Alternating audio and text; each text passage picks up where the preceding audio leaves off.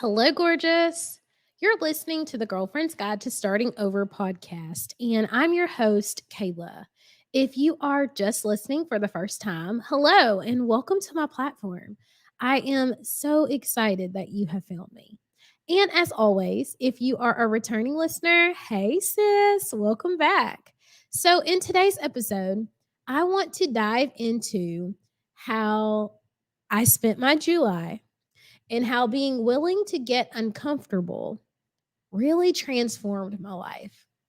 If you're following me on social, then you know that I participated in a challenge this month with my coach, Chrissy Connor. Shout out to Chrissy.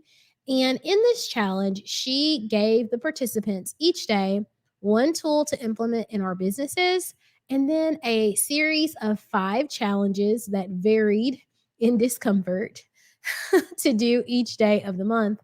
And then, in addition to those things, we also had to set a personal challenge, something that we wanted just to accomplish for ourselves. When I say they varied in discomfort, I'm talking about everything from taking a 2-minute freezing cold shower to getting on camera and talking about a time that you had failed. And so every single day, I was forced to, I shouldn't say forced, every single day, I was challenged to get uncomfortable. Now, I know what you're thinking. You're like, well, Kayla, you tell us all the time there's no growth in your comfort zone. That should have been easy for you. And yes, I do say that all the time, and I stand by that. And yes, I've gotten uncomfortable numerous times in my life before, but never ever had I challenged myself to be uncomfortable consistently every single day for 31 days. Like this was a no days off, and I chose that. Chrissy definitely built in rest days. You are not required to do anything, but you guys know me. If I'm up to something, I am 10 toes down, right? So I challenged myself, I pushed myself every single day. And when I tell you the transformation that I've seen in myself, in my confidence, in the way that I show up on socials, in the way that I interact with my clients, it is mind blowing because so many times when we're on a healing journey or a health journey or a fitness journey or some sort of emotional journey, we get to a place where it's not that we are perfect, but we're like, I'm good. I'm good. And sometimes we lose sight of the fact that there's always an opportunity for growth or improvement. And so doing these activities every single day highlighted areas where I wasn't necessarily not showing up, but I could show up bolder, and it also gave me an opportunity to see what's possible if I don't delay, if I simply act, if I move, take action. And so, really quickly, I want to roll through 3 things, my 3 biggest takeaways from her challenge. But first things first, let's talk about my personal challenge that I set for myself. So, initially, I set the challenge that I would go live 5 times a week for 5 consecutive weeks. So, 25 lives in 5 weeks. Okay, no big deal. This was a big deal to me though, because typically I'm live once or twice a week. That's it. Nothing else to say. You got it. And so saying that I was going to be live 5 times a week seemed like a lot. And I was like, Chrissy, what if I run out of things to say? What if nobody is watching? What if people unfollow? Like all of the what ifs. And she's like, what if they don't? You're not going to run out of things to say. If you do, repeat yourself. Like she had answers for everything, which it should be expected of my coach, right? And so I'm like, okay, I commit. Out the gate, guys, I did 9 lives in the first week. And so I'm sitting down because I'm a coach myself and I'm reassessing. I'm like, okay, kid, you played small. Let's bump it up. Let's do 7 lives. 7 lives for 5 weeks, 35 lives. Okay, I can handle it. Guys, as of Friday the 28th, I had done 50 lives in the month of July.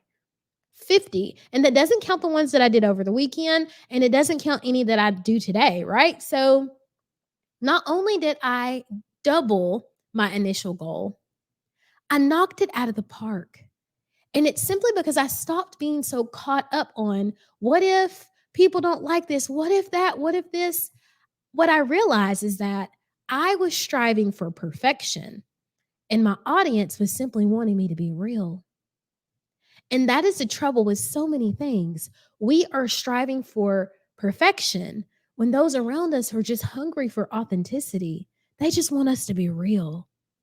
And so I challenge you, where in your life have you been striving for perfection and people are just wanting you to show up as you? I want you to consider that as we go into the week, okay? Consider that as we go into the week. The three things that I learned from this challenge, the biggest takeaways were: one, every single day, we need to commit time to working toward our dream, our business, our goal, whatever it is, whether it's 5 minutes, 10 minutes, 30 minutes, an hour. Do not put your head on that pillow until you have made some progress or made some little chip in that block of your dreams. Your dreams are not going to wait for you. You have to work for them, okay? Number two was to take calculated risk to advance yourself forward. Getting on camera and talking about a time that I failed, you would think that that would seem like a really easy task for me. But when I'm talking about those things to you, something has me fired up and I'm really motivated. This required me to dive deep, to think of things I hadn't shared, or to think of points to drive home that I wish that I had said sooner, right? And number three is, you are far more capable of accomplishing challenging tasks and goals than you give yourself credit for. When I started this challenge, I never in the world would have believed that I could have gone live 50 plus times in the month of July and never had run out of things to say or never felt like people were tired or bored of me. I never would have imagined that I would be sending multiple emails to my list and nobody unsubscribed. Nobody was upset because I was giving value. And I truly believe that what's from the heart reaches the heart, right? And so if I leave nothing else, again, I say, I want you to know that you are capable of amazing things. Absolutely amazing things. And so I hope that this inspires you to get uncomfortable. It inspires you to grow. I personally am committing the month of August to continue in doing at least daily something that makes me uncomfortable, something that drives me forward, something that will continue to build the momentum in my business, in my podcast, in my life, and within my relationships. And I'm excited to see what you choose to do. Let me know how you're going to get uncomfortable. Stay tuned for updates because you know your girl is definitely going to give them. Have an excellent day on purpose, sis. We'll talk in the next one.